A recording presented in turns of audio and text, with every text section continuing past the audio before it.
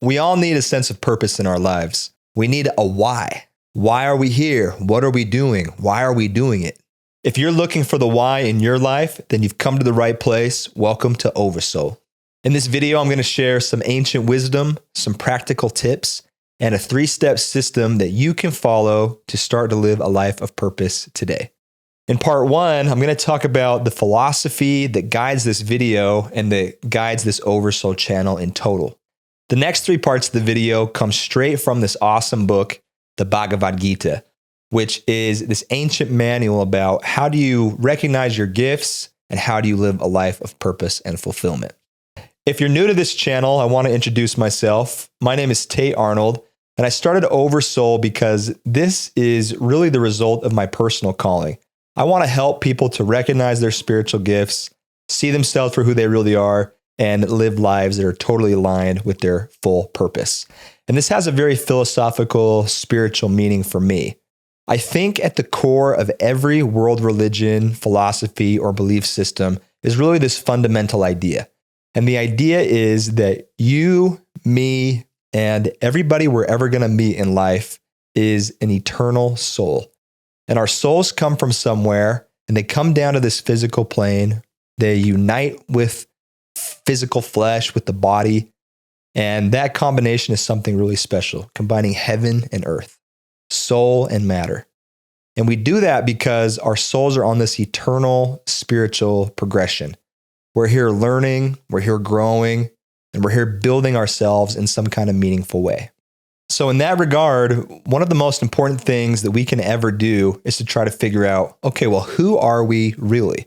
If we're here for a reason, if we're here for a purpose, what is that purpose, and how do we find it, and how do we make the most of our time while we're here on earth? To answer this question, I want to bring in the philosophical idea that Plato proposed in ancient Greece, which he called the theory of the forms. Plato seemed to realize this truth that so many religions have, that there's spirit and there's matter. In Plato's theory of the forms, his idea was that there is this heavenly, perfect place where the idea or the memory or the form of all people, all things, all ideas exists in a perfect state. And then here in the earthly realm, because we're not in that perfect state anymore, we're always trying to emulate this pattern or this form of who we really are in this eternal place. And Plato's ideas are not unique just to him. If you've ever studied Kabbalah, they have a very similar idea about how matter transcends. Many of the Gnostics had similar ideas. So I think we're onto something here. In Plato's example, the idea is that if there is an acorn, the acorn has a perfect form that it can ultimately grow into. So the ultimate form of the acorn would be to grow into a mighty oak tree. And if an acorn has this form that it can grow into, then definitely we as humans have kind of this ultimate form as well. What's important for us is to try to understand, how do we actually look at ourselves and realize the pattern and the tendencies and this form that we have so that we can grow and become our best selves. It's a journey of turning inward and trying to see ourselves for who we really are, which is what I'm personally passionate about. I always want to help people see who are you really and give you a sense of the divinity and the awesomeness that is within you. So with that, let's go to chapter 2. This question of why are we here? What are we doing? Everyone's been asking this question since the beginning of time. And there's a really cool book called the Bhagavad Gita, which comes from the Vedic tradition, which originally stems from India. And the Bhagavad Gita outlines some really simple ideas that we can use to try to identify who are we really, what's our ultimate form, and how do we grow and how do we embrace it in a way that lights us up and gives lots of energy to our lives. My relationship with the Bhagavad Gita was very important over these last 3 or 4 years, because I realized that I was in a life and I was in a career that really didn't suit me that well. What I really needed to be doing was this type of work right here, talking to people about their spiritual gifts, helping them see it. And for a long time, I was in this career where I was working in construction, I was working in finance, and I know I was okay at it, but it wasn't the best use of my gifts. It was not my highest form. So maybe you're feeling like you're in a similar situation in your own life. And so let's get into the practical advice about if you don't feel totally aligned, if you don't feel totally fulfilled, how can we get out of this rut and get building the life that you always deserve? So first, let me tell you a little bit about the setting of the Bhagavad Gita. Within the Gita, there's a young man, he's a prince, and he's a warrior, and his name is Arjuna. The kingdom that Arjuna lives in is starting to fracture, and this war is starting to build. So one day, Arjuna has to hop in a chariot with all his warrior armor on, and he heads out to battle. And as he's riding across the battlefield, he sees on the other side, the enemies who are arrayed against him are his brothers, his uncles, his cousins, and all these people that he knows really well. And he has this little breakdown to himself where he doesn't know if he should fight or not fight.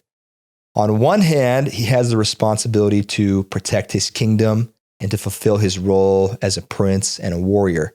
But then on the other side, he's worried that if he engages in the fight, then he's going to be doing sin because he's going to be hurting his kinfolk. And obviously that's a bad thing to do. So when he's caught in this moment of drama, not knowing what he should do, not knowing how to fulfill this moment in his life, he breaks down and he just falls to the bottom of his chariot and doesn't do anything. In this moment of greatest doubt, Arjuna is met by this mentor figure who is a god in disguise, Krishna. Krishna comes to Arjuna and he sees him laying down at the bottom of his chariot. And Krishna starts to pick him up, dust him off, and help Arjuna to see himself for who he really is.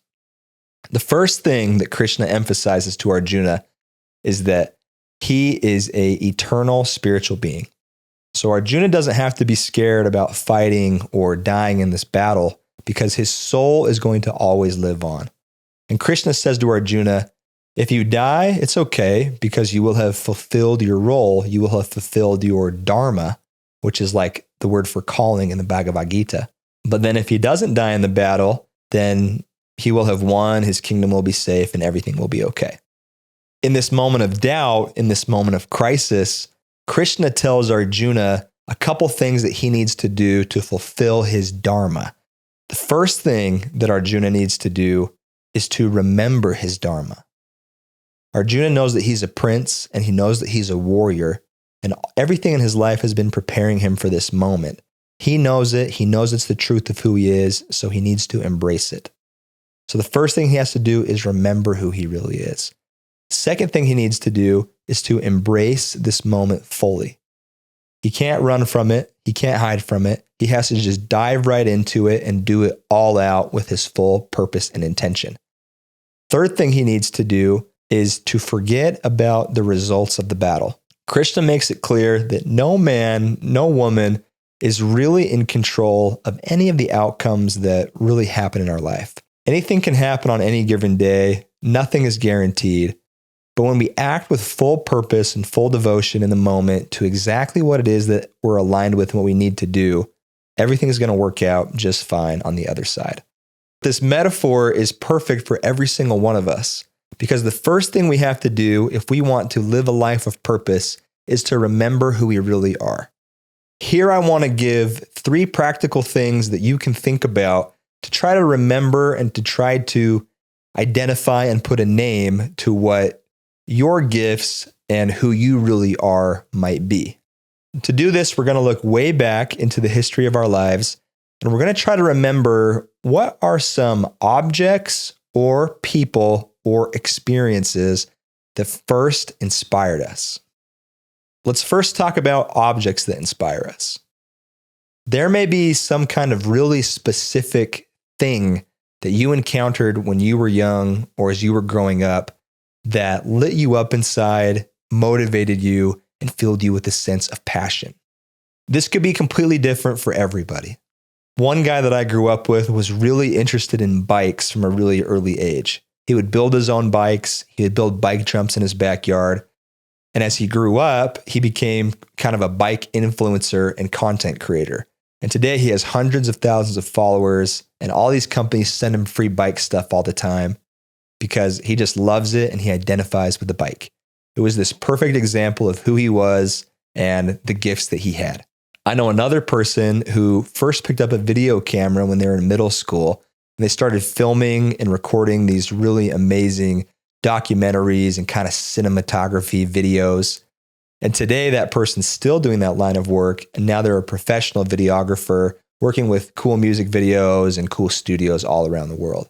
So maybe there's some object that you can identify that first lit you up. I also want to give 2 examples of 2 very impressive people who are known throughout the world and how these specific objects first lit them up and helped point them to who they really were and their purpose. First person is Albert Einstein. When Albert Einstein was young, about 5 years old, one day he was sick in bed and his dad brought him a little compass. This is what's written about this compass in Einstein's biography. He later recalled being so excited as he examined its mysterious powers that he trembled and grew cold. The fact that the magnetic needle behaved as if influenced by some hidden force field, rather than through the more familiar mechanical method involving touch or contact, produced a sense of wonder that motivated him throughout his life. Einstein wrote, "I can still remember that this experience made a deep and lasting impression on me. Something deeply hidden had to be behind things." So this compass was this object that sparked Einstein's curiosity, and it led him to study math, science, physics, and to become this great thinker who ultimately changed the way that we view space and time and the nature of the cosmos. It led Einstein to develop the theory of relativity and quantum mechanics. Remember E = mc squared? All because Einstein got this little compass as a kid that so inspired him. Second figure we can look at and how an object lit them up was Steve Jobs. When Steve Jobs was young, growing up in the Silicon Valley, he liked to mess with electronics and kind of take them apart and put them back together. In that process, he wrote, "It made you realize you could build and understand anything. Once you built a couple of radios, you'd see a TV in the catalog and say, I can build that as well. I was very lucky because when I was a kid, my dad made me believe that I could build anything." Steve Jobs' dad saw this very early recognition and excitement about electronics in his son Steve. So one day, Steve Jobs' dad brought him to work with him at HP, which was kind of a big technology company. And this is where Steve Jobs saw his first computer. "I saw my first desktop computer there. It was called the 9100A, and it was a glorified calculator, but also really the first desktop computer. It was huge, maybe 40 pounds, but it was a beauty of a thing. I fell in love with it." So Steve Jobs can very clearly identify this object that first pointed him towards what he was interested in and what his purpose might be in life. It was these computers. And because Steve Jobs got so interested in computers and electronics, well, today we have iPhones, MacBooks, and this company that he started, Apple, you might have heard of it, is valued over $1 trillion. So if Steve Jobs can be influenced by these kind of simple objects, so can you.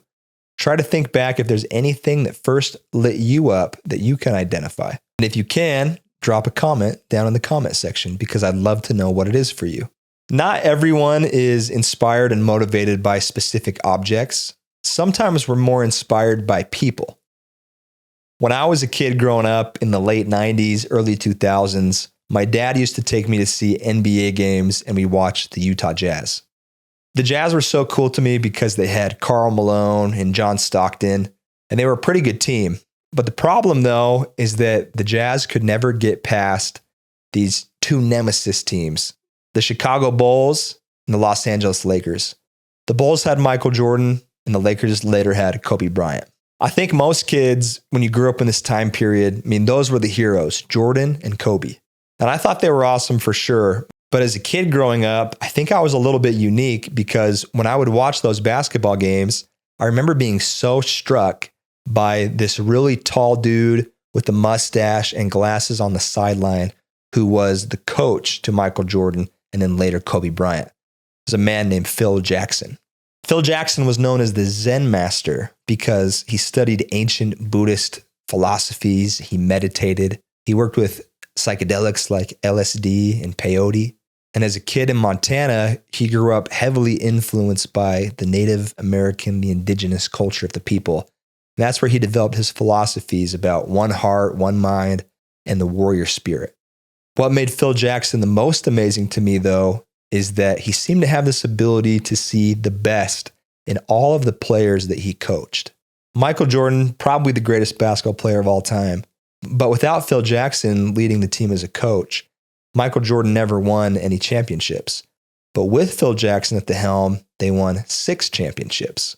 And then after his 6th championship run with the Bulls, Phil Jackson went on to coach the Lakers and helped them win 5 championships.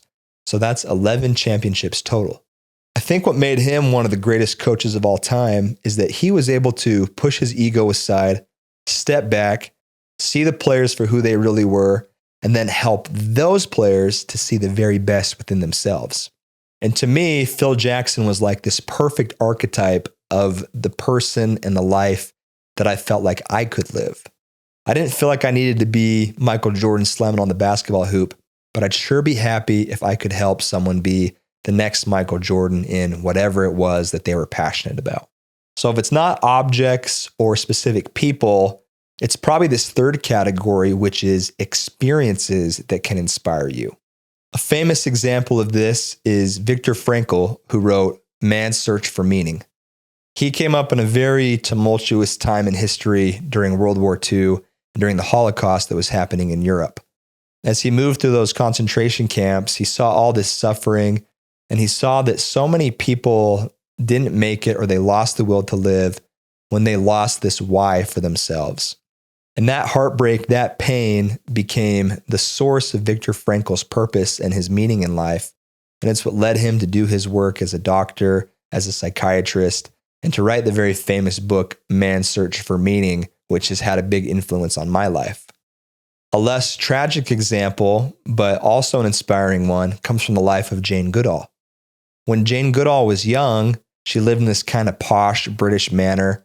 And one day she left the house as a kid and nobody knew where she was. She was so interested in all the animals that she went down to the hen house and she climbed on in and she watched the hen for hours to see where did the eggs actually come from. And then when she'd figured it out, she grabbed one of the eggs, ran back to the house, screaming, I got it, I know where they come from. And Jane Goodall's mom, instead of getting mad at her and saying, where have you been? What have you been doing? She encouraged young Jane, was excited about her story, and recognized that Jane had this passion and this purpose for understanding the natural world and helping animals.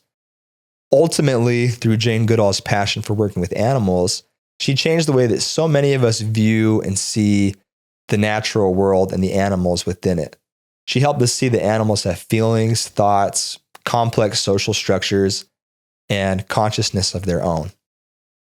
So that's the first part. How do we actually recognize and start to see our own purpose and our own gifts? If any of those 3 things, an object or a person or an experience, inspired you, drop a comment below. I'm really curious to know what it was for you. So we're trying to recognize and remember our own gifts. And in the Bhagavad Gita, Arjuna remembers, oh yeah, I'm a prince, I'm a warrior, and I have to fight this battle. I can't run from it. This is my moment. And that's the second step. Once we recognize who we are, once we remember it, we have to fulfill our purpose and live it full out. Arjuna's a prince and a warrior. He's got to fight the battle. Maybe you are an entertainer and you have to go entertain. Maybe you're a teacher, and if you're a teacher, you got to go teach. Maybe you're a builder and you got to build. Maybe you're a healer and you got to heal, right? You get the idea. But I think that this is the hardest phase of moving into our purpose. It's hard because it's scary. There's a lot of fear. This fear mostly comes from us having a fear that we're going to fail. We take these really vulnerable aspects about ourselves that reveal the true nature of our souls, our passions. And we're kind of afraid that, well, if we really apply it full out, what if it doesn't work out? What if we fall right on our face? What if we fail? And this is where Krishna gives Arjuna some more excellent advice. This advice is a classic line from the Bhagavad Gita. It says, it is better to fail in your own purpose than to succeed in somebody else's. But why? Well, if we think back to that philosophy we were talking about in the beginning, it's because you are a divine, eternal soul, and you're here in life learning and growing, and you're learning and growing and developing in your own curriculum. You're going to face challenges. You're going to face pressures that nobody else faces. You're going to see it from your own perspective. You're going to address it in your own kind of way. And there's no reason at all to compare yourself to somebody else. It just makes no sense. We're all on different journeys. So you're doing yourself a disservice in an eternal sense if you are trying to live a life that is not yours, but is meant for somebody else. Here I want to introduce another philosophical idea that also comes from the Buddhist or kind of Hindu tradition. And it's the idea of Indra's net. So Indra was a god figure, and the idea here is kind of a metaphysical understanding of the way that the universe works. In this example, picture the god Indra sitting on a throne in the center of the universe. And emanating out in all directions from this throne are these invisible threads. And these invisible threads spread out and they weave and they cross in all directions through time and space and all dimensions. And they create this fabric of reality. And energy can kind of move throughout this system along all of the threads. And wherever these threads cross, sometimes 2 cross, 3, 4, 10, infinity. But wherever they cross, there is this gem right at the crossing. And the gem kind of holds together the thread. The really cool thing about these gems is that when you look into the gem, you can see the structure of the whole. So one gem is reflecting the whole structure of this tapestry. Within the one is the soul of the whole, one of the ideas from Oversoul. But the gem is only able to reflect the whole if it's in the right place. Each one of these gems represents a specific human soul. And you can only see the whole of this grand system in the gem when the gem is in the right place in the web. If it's in the wrong place, then the gem kind of loses that brilliance. And the structure of the web at that part starts to fall apart. To me, this makes perfect sense, right? We all have gifts. We're all these unique spiritual individuals. No gem is exactly the same as any other one. And each gem plays this very specific role in holding up its own part of society and really the entire fabric of reality. It's a very cool, important responsibility for each one of us. That's where I think what Krishna tells Arjuna makes the most sense, that it's better to fail in your own purpose than to succeed in somebody else's, because you want to be right where you're supposed to be in the net. If you're trying to be somebody else's gem, then 1, you're taking that space from them, but 2, you are neglecting the part that you're supposed to have. What if Albert Einstein didn't want to play his part in this web? What if he rejected his calling and he tried to live somebody else's calling? Well, then how would all this great information have come to benefit the whole world that he discovered? Same with Steve Jobs, and really same with every single one of us. If we abandon who we really are, if we don't live our calling and our purpose full on, then we're letting a lot of people down, and we might not be able to bring forth the great work that we can.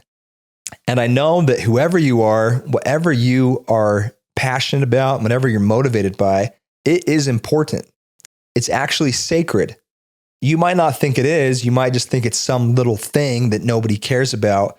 But if you're really passionate about it, if you're really moved by it, then that's a clue. That's coming from God. And it's there so that you can develop and that you can help all of us in this system. You can help everybody in this energetic system. So you have to do it. Get fear out of the way. Don't try to live a life that's not yours. Don't do something that doesn't suit you. Do exactly what you need to do to feel like your best self and to fill yourself with creativity and passion. At least that's what Krishna would tell you to do. And besides, you can't really fail when you're doing something that you really love. The great success in it is that you are being successfully you. And when you're being successfully you, everything else is going to work out just fine. And that is the third thing that I want to talk about here that also comes from the Bhagavad Gita. Once we are embracing who we really are and we're living our purpose, we're fulfilling our calling, we're at our place in the net exactly as we need to be, we're a teacher teaching, we're a dancer dancing, whatever it is, then what we have to do next is to let go of the outcome. Krishna tells Arjuna, you don't know what the result of this battle is going to be that you're about to fight. And guess what, Arjuna? Nobody knows. You can't control everything in life. There's way too many variables and there's way too much going on for any of us to really accurately predict what's going to happen in our lives and how it's going to happen. If you look at any big success story and you really follow the chain and the trail of their lives, it's very nonlinear. It's not like life moves in some kind of perfect progression for us. There's so many twists and turns along the way. And at each turn, it's completely unpredictable. It's a new challenge, but we figure it out and we keep going. So we can't let the fear of what might happen in the future, whether it's all going to work out or not, paralyze us to not act in the moment. And I say that from a place of someone who often gets very paralyzed by decisions and trying to figure out the future. One of the biggest things that worries most of us is, well, okay, these are all just nice ideas, but if I actually try to do what I'm most passionate about and do it full out, well, what if it doesn't work out? And like, how am I going to feed my family, for example?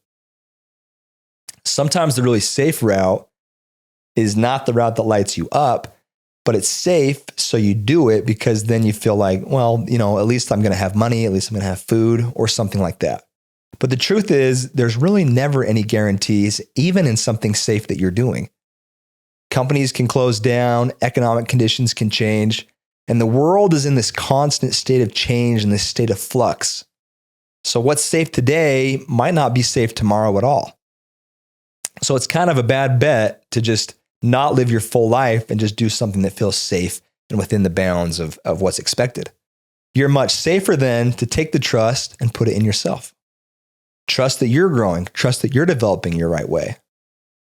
The knowledge here then from the Bhagavad Gita, Krishna teaches Arjuna that whenever somebody engages in a work, whenever they are living out their calling and being their best self, it's like they are giving an offering to the gods.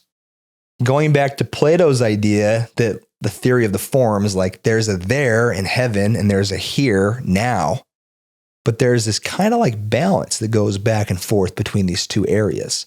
The gods need us here and we need the gods there. The idea is that whenever you give this offering, whenever you're being your best self, that's this devotional act. And the gods receive it. And in turn, all of the opportunities and all of the blessings end up coming your way and things end up working out in the end. Looking at that philosophy of Indra's net, this is also true as well. Because when you're a gem and you're in your perfect place in the tapestry, then all of the energy and the opportunity and the goodness can flow to you more easily. And this is what I think is happening when we're really finding ourselves getting into this flow state. We become creative and we become tapped into something that is beyond us.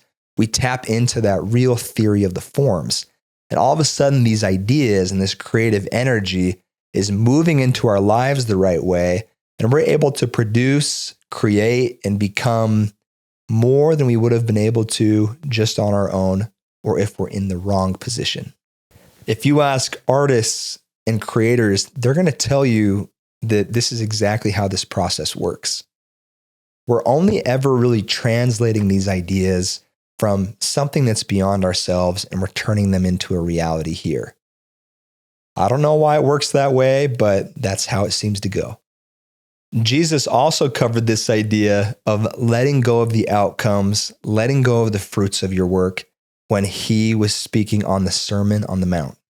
In this, Jesus said, "Behold the fowls of the air, for they sow not, neither do they reap, nor gather into barns, yet your heavenly Father feedeth them. Are ye not much better than they?" Jesus is saying that the birds, they're fulfilling their purpose. Birds are going all in on being birds. There's not birds saying, I think maybe I should just try being a fish instead. that's the perfect example to us that we need to be exactly who we are. And when we're being exactly who we are, well, our Father who is in heaven, God, is going to reward us, right? He's going to feed us. We're going to be okay. We don't always know how that's going to happen, and that's part of the journey. That's part of the mystery.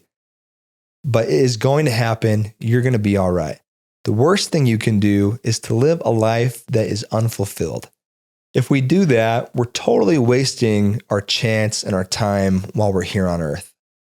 We have this great opportunity, despite all the challenges, despite, bad things that are happening in the world. Overall, it's still pretty great. And when each one of us is seen for who we really are, and we get to act in a way that we're really meant to act, then that has this big ripple effect.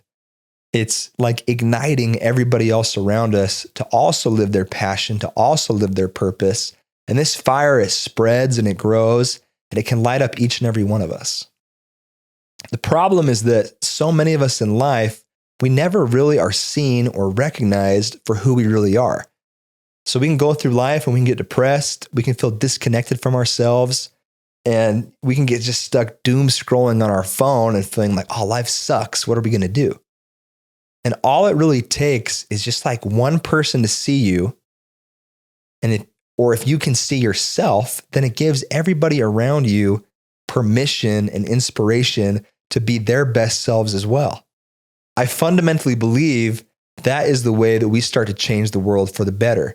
We got to recognize that each one of us is a divine being, honor that, help each other grow our gifts, lean on each other, and build out, that fabric, be the gems within the threads that we really need to make our societies and our cultures and everything grow and become better and better and better.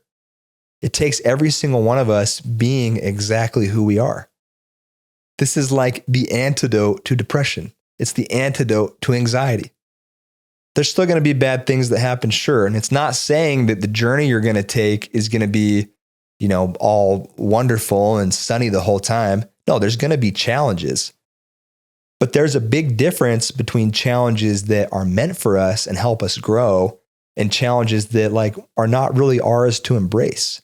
When we live a life that's not really ours, those aren't really our challenges either. But when we live a life that is ours, these challenges just become like stepping stones, or they become like progressively heavier weights at the gym to help us grow and develop and become the people that we're meant to be. If anything that I'm sharing right now is lighting you up and you're feeling the truth of it in some kind of way, just take a second and reflect. Pause the video, write a note to yourself on your phone, or go down into the comment section and just let everybody know what you're thinking and what you're feeling, because I want to support you in your journey and I want you to live the life that you're always meant to live. If you want to talk through any of this stuff, I do these little one-on-one sessions and we can break it down and we can start to help identify your gifts in you and figure out what your purpose may be. All through this process, I had to learn all these things for myself. I had to let go of all these ideas and things that didn't suit me. And I had to get back to living the life that was always meant for me. And I had to go through each one of these phases. I had to try to remember who I was. I had to do it all out and then let go of the fruits. Like even with this channel, I don't know how it's all going to work out. I don't know how it's all going to come together, but this is where faith comes in. Faith is a knowledge of things that are unseen, but that are true. And there's nothing truer than the fact that we are divine and we're meant to be here doing exactly what we need to do. So I have faith that everything's going to work out for me, and I have faith that whoever you are, everything's going to work out for you too. Especially as we build this community and we're all able to support each other and help each other in our dreams and goals. And when we're helping each other and we have the help of God to be our best selves, we can't fail. I'm Tate Arnold, and this is Oversoul. Thank you for being part of our community. We'll drop a new video in a couple of days. Have a good one.